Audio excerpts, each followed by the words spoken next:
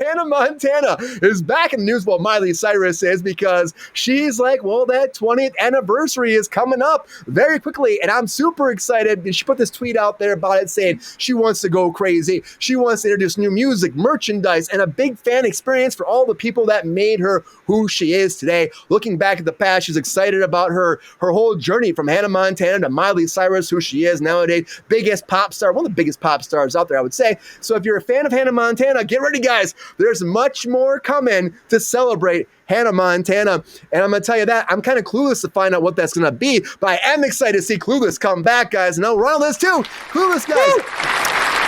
And Alicia Silverstone, she came forward and she said, I'm really excited about it. She said, I think we're going to try really hard. The goal is to make it honor what everyone loves about Clueless and share. So we want to honor that, but we also want to bring something fresh to the new to it. And I'm confident that we'll be able to do that. And we're in the baby stages right now, but get ready, guys. So the baby stages are taking little steps right now, but Cher is coming, and I guarantee she's rocking that yellow plaid. Come on, guys. I guarantee I wonder if she married Josh. I wonder if she married him. What do you think, Ronald? What do you think off the top of your head? I think that's a good idea, so yes. All right. Well, we're going to find out. Come on, Alicia, I hope you married. I hope you got married. We'll find out about her whole story eventually someday. But someone else's story might be finding out about very soon. Very, very controversial at the time, guys, was Heidi Fleiss, guys. If you don't know who this is, now Aubrey Plaza is up to play her new biopic. So many biopics. I feel like that's all we talk about. Reboots and biopics. But we got another biopic right now. This biopic... And we got another reboot too. We do. Hollywood, but she's like the Hollywood madame, guys. She was called from the Pinky Promise, the production company that was behind, of course, Pamela Anderson's movie, The Last Showgirl, is making this biopic about Fleiss. Now, he became known in the 1990s running as a high-profile prostitution ring that catered to the rich and powerful in Los Angeles, including some of the Hollywood elites. Now, her empire came crashing down in 1993 when she was arrested and charged for multiple counts. This is coming from Deadline too, including pandering, and she was actually sentenced to prison. And the idea is that Aubrey Plaza would play her character, and the idea is to actually show that whole film will take place in all those days leading up to the actual trial, as she being investigated in LA, and her web of connections and all of that will be displayed out there, and her blackmail too. Apparently there's some blackmail as well, guys. Craziness happening. But if you know anything about this story, the biopic's happening. I never heard about this before. Never heard of her before. So it's kind of fascinating for me, I think. Ronald, have you heard of her before? I never heard of her before. Oh, yeah. I mean, I was like 22. It's just, I have to reserve my comment for when I'm doing. Okay, hold on to it, Ronald. We'll find out about that too. But controversy keeps going. Yeah, I think she's still alive too. The controversy keeps going for Gina Carano, but apparently she has gotten her controversy worked out because Disney has signed a deal with Gina, guys. That's right. It's craziness. The mouse settled with her right now. There's no specific details, but they were supposed to go to court like next month right now after all of her tweets got her fired from The Mandalorian back after season 1. And honestly, isn't it old news, Queen? I guess it's kind of old news, but it's a biopic though. You know how that goes. But this right here, like I'm telling you right now, I did not think this. I thought this was going to go to court. I really thought this would go to court, but it's not going to court. Mickey Mouse settled, and they're not saying how much money she's getting, but she said that she's happy with how things were dealt with. And the Walt Disney Company came forward and said they are pleased to announce we have reached an agreement with Gina to resolve the issues in her pending lawsuit against the company. And Miss Carano will always be well respected. And she was respected by her directors, her co-stars, her staff, and she worked hard to perfect her craft while treating her colleagues with kindness and respect. And they're saying right now, since the lawsuit has concluded, we look forward to identifying opportunities to work together with Miss Carano in the near future, which I'm saying this, guys, I'm going to call bullshit. I feel like bullshit. I'm just going to say they settled, they gave her money, they're parting ways. Yeah, maybe one day, like you tell your ex-girlfriend, maybe one day we'll get back together. FC, Brian. And I'll take you out for coffee and we'll be friends. We'll be friends. It's going to be great, guys. I don't believe it. GR, fat fucking chance, GR says. I just don't buy it. But I think Gina's probably happy with what she got. And I think at the end of the day, how that all went down, she's happy, they're happy, we move forward. And the mouse, I feel like won't let her back, guys. I just don't think I don't think he'll let her back. I just don't. We'll talk more about that, but I think there's a better chance for a reboot of The Mandalorian or a different reboot like TJ Hooker than her coming back, because TJ Hooker's coming back, guys. TJ Hooker. Why? This 80s primetime procedural with freaking Shatner is coming back, guys. I mean, great during the time, but like, where is this actually work in this world that we're living in these days? I don't know. But the original series premiered in March of 1982, guys, on ABC, had 5-season run, 91 episodes, ended in 86 on CBS. And Shatner was hoping, he probably was hoping this would be like, the biggest thing in his career he was Captain Kirk, was probably even bigger than this, right? But he was probably hoping this would take him into that whole like cop phase of his life. But who even remembers this show at all? I've known this show, I've heard about the jokes about this show, but a reboot of this, it's an action comedy for Netflix. Netflix is like trying to make this an action comedy now and bring these characters in. But he was like a cop that lost his wife, and he's trying to investigate who actually murdered his wife, and his partner dies. And it's like, I never watched Queen watched it. Queen, is there a world for TJ Hooker? I don't know. Shatner's not involved in it as of now, but he might be eventually. We'll find out. But speaking of hookers, I gotta tell you, Elon Musk's AI is making a bunch of celebrities into being pretty much prostitutes these days, guys. Woo! Have you guys seen what Gronk's doing? Have you seen what Gronk's doing? The Grok AI over there, now apparently they have like a new settings on here, and there's people going nuts about this, turning celebrities into, again, pinup models. And guys, once it launched this new category, 48 hours, all these pinups of all these celebrities started popping up right now. For a $30 subscription, you can change your favorite pictures into normal, fun, or spicy. And when you change them into spicy, apparently, these people are off to the runway, half naked, they're popping up everywhere. Unless you're Scarlett Johansson, it's not happening, because apparently Scarlett's been trying to shut that down a lot for the AI stuff for her.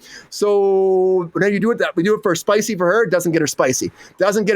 But it will turn other people into spicy, like Miley Cyrus and Sydney Sweeney and Jenna Ortega, Nicole Kidman. It'll make them all spicy, but it will not make Scarlett Johansson. But you know what? This is what's going to happen, guys. Even I think with Kristen Bell, we talked about before, they were doing pictures of her too. Oh yeah. This is where the world's going, Ronald. This is what's happening. It's becoming easier and easier to have AI make people pretty much, naked, and it's like it's craziness. But it's going to keep happening. We can't stop the machine. I don't think we can stop the machine. And people be frustrated and mad. We got to find a way to work with AI, and we got to find a way to regulate it, of course, because it will replace a lot of people, but it can help people. It could replace musicians. But I think one person that's not scared about this is Chappell Roan. And Chappell Roan, guys, is taking a little side step for her next album. Now, all the people out there that love Chappell Roan, they're saying, hey, a new album now. We're so excited. She released the singles like The Giver and The Subway this year. But when it comes to her second album, she said, guys, it took her 5 years to make the first one. It could take at least 5 more years for her to make the next one. And she said there is no album, there is no collection of songs. And she's saying that the thing is, she's not just going to pump stuff out. That's not how she operates. And she feels the pressure, but she's not going to let the pressure affect her. She says, if I actually get in the studio right now, it's not going to, if I do 12 hours a day like people are asking for, it's still not going to come because I'm not feeling motivated. I don't feel the songs. I don't feel it actually happening. So you're not going to get music like that, guys. She's not like a pump out box. But I will tell you this, though. There are people, Chappell Roan, Pink Pony Club, check that song. It was them blowing the wavelengths up. We talk about, she had some controversy, too, about how she was attacking paparazzi, too, and screaming at them.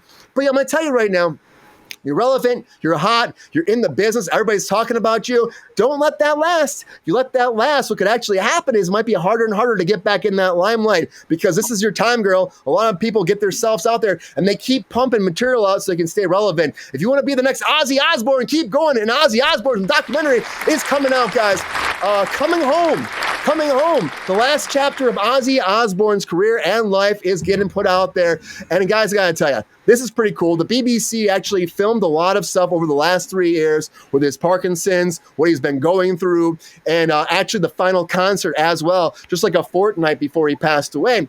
And they have that all together. They compiled the footage. They've locked in conversations with his family members too for this, and him as well during the last final days of him. I'm excited to see this, guys. I love Ozzy. R.I.P. Ozzy. You are the man that we'll always remember. You made rock and roll. You made metal cool, guys, and I love you, Ozzy. R.I.P., man. R.I.P., Ozzy. We'll always remember you.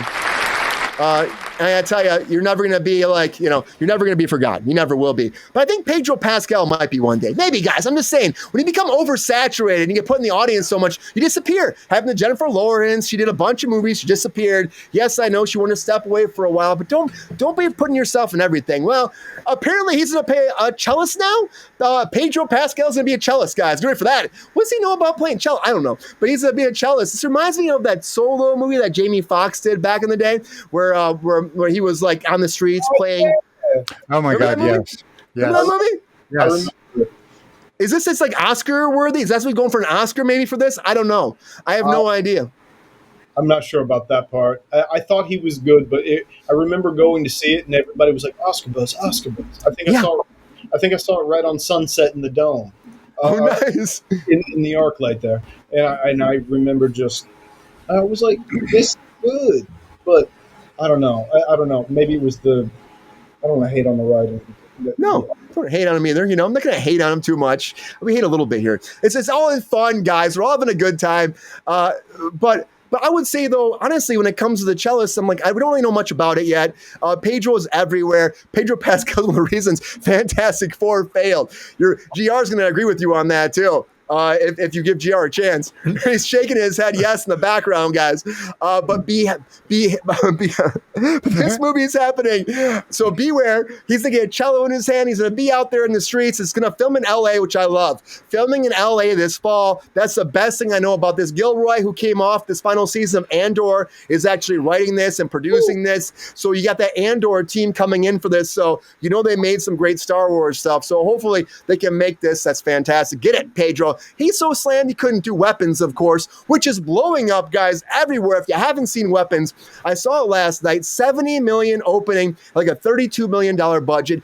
Big box office for Zach Cregger because Zach Cregger, of course, did Barbarian. Now he's done this. He's going on to Resident Evil. He's got that Gotham series he's producing as well. We'll talk about that on Wednesday, too, as well, about like a hitman in Gotham. And it's supposed to have the Joker and Harley Quinn, all these people. So he's got that in development, but he's doing Resident Evil next. They're calling this a horror achievement right now in general. It's a crazy show, guys. A crazy show. It made $5 million on Thursday previews. Over the weekend, $70 million. And honestly, I saw it. It's fun. There is a moment in here where I laughed verbally out loud with my theater goers because there's a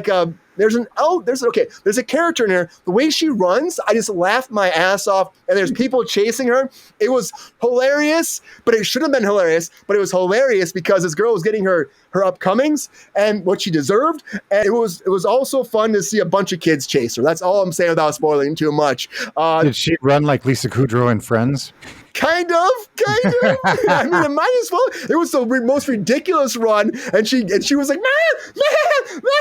It was good, but I still think it was supposed to be scary. But it was a build-up, and because of everything that she had done in the movie, I think I was laughing with joy and hate for her at the same time. It's one of those kind of laughs, It wasn't like I was making fun of it, but I was just like, oh my God, this is so good. This is happening. I hope it's going to be. Hope that Rental Family will be just as good as this because I saw the trailer for the Rental Family came out with Brendan Fraser, guys.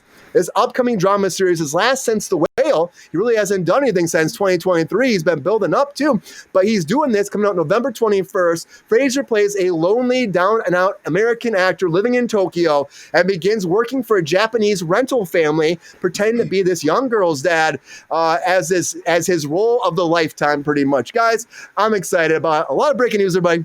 A lot of breaking news, guys. Yo, player, if you enjoyed this video, please like and subscribe and hit the bell to be notified when we are live. And if you are able to join our Patreon, please join. Because the pep star needs more snickety snacks. Because I'm hungry.